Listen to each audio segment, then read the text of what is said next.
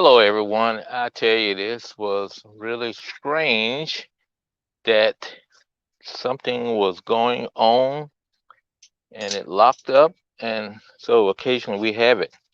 So, bon dimanche. Hope you're enjoying your Sunday.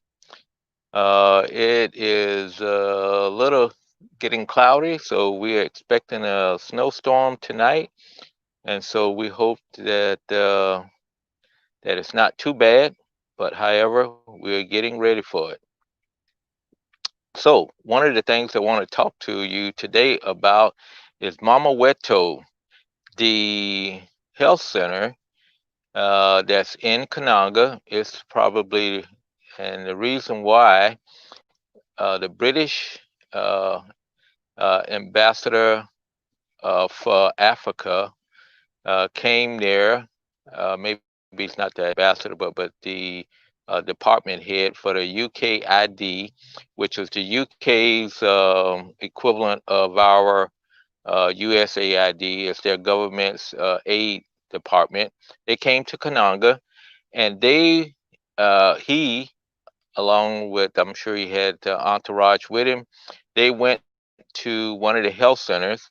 The health center is called Mamu Wetu, and Mamu Wetu is located, turn the comments on, Mamu Wetu is located right there in Kananga. And so I was surprised to see that they had went there, but then after I thought about it, I wasn't surprised at all. And here's the reason why I'm not surprised. Uh, the short answer is it's one of the only centers that's easily accessible in Kananga, meaning to say you don't have to travel on bad roads, too bad of roads. Let's say it that way because there are bad roads. You can get to it within minutes. And also, it was a completely rebuilt health center that the British did for the the health zone there. Uh, there was a small clinic that was right in front of it, and they built this new fancy clinic right behind there. So, but the British has had a big project, a $283 million project that they had in the Congo from 2013 to 2018.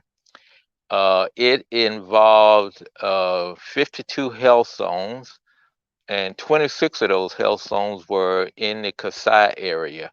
So it was down in the south central area where we are located at. The others were spread out throughout. There was a number of other areas all the way out east, and they had a smaller amount of health zones that were involved. But that project to me was monumental. It did a lot of things to improve the health and affected over 9 million people that it affected. So that was a huge project. And when you consider that they're talking about the population of the Congo is about 89 million, 88 million. That's 10% of the population. So that project affected 10% of the population of Congo. So it was huge. I mean, really huge. And they did a lot of great things. Not to say that because I worked on the project, and not to say that because the person who headed that project for the IMA World Health, which is a U.S. nonprofit, is a friend of mine. But it did a lot of things, like not only build new health clinics, it also remodeled or rehabilitated health clinics. It bought vehicles, bought motorcycles, it bought solar refrigerators, which will be necessary now that we're getting ready for this vaccine program. It also bought medicine. equipment, all different types of medical supplies and everything. So it did a lot of things. And it was a number of different projects that it worked. I mean, a number of different uh, these health zones. So each health zone in this, let's say in the Katoka area, they did a couple of couple of clinics that they worked on there. One was two of them was brand new clinics that they built from the ground up, and they wasn't inexpensive. They're not elaborate, but they did. It had nice brick walls, had a outside, and we've talked about outside again. The consultation room for for new mothers and postnatal mothers was outside, so it was a nice concrete building that was open with a lot of ventilation and stuff like that. It was kind of like an open terrace, but it had concrete seats and things like that. Inside the clinic, they had a number of I think two maternity rooms, some private rooms, and it had running water. They built these 12,000 liter cisterns, which is about 4,000 over 4,000 gallons, and they built those to put on the put uh, in the back of the clinics. Most of them were in the back of the clinics or on the side of the clinic, and it collected rainwater from the roof. And we had water filters in it. We also had uh, you know smaller filters and the big filters, but it also pumped water into, and I wouldn't say pump, it actually gravity fed water into the building, because if the tank was built a little bit higher than the water supply coming out in the building, that means to say the force of gravity will force water into the system. Uh, I was involved with that. One of the chief builders and and architects on that was Antonio. Antonio's now down in Costa Rica, and he was involved with it. It was a massive process, and also he had Jim working for him as a logistician, because you can think of all the supplies and stuff that needed to be procured in order to make these buildings, to build these buildings.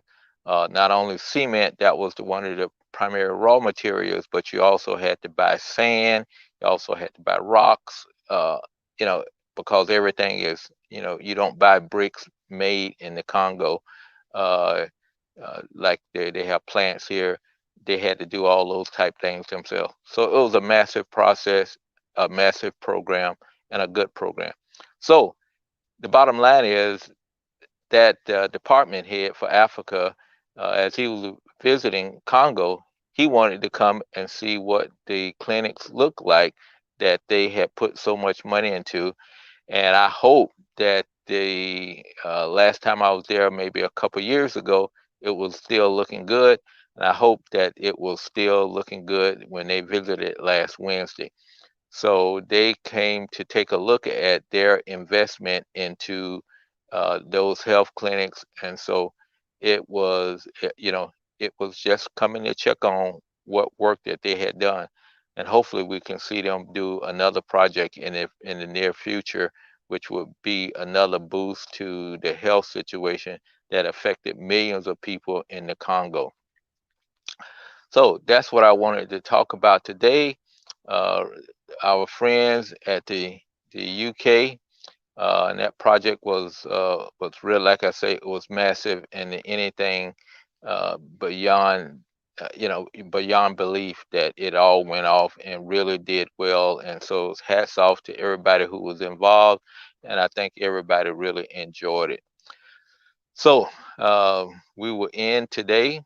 Thank you all for stopping by on the live stream, and also thank you all the people who will be looking at it on the rebroadcast. If you have any questions, please reach out to me. I can answer some questions, and also As always, take care of yourself, take care of your families, be safe, wash your hands, wear your mask, socially distance yourself, and be blessed. And we will talk with you later. So take care, my friends.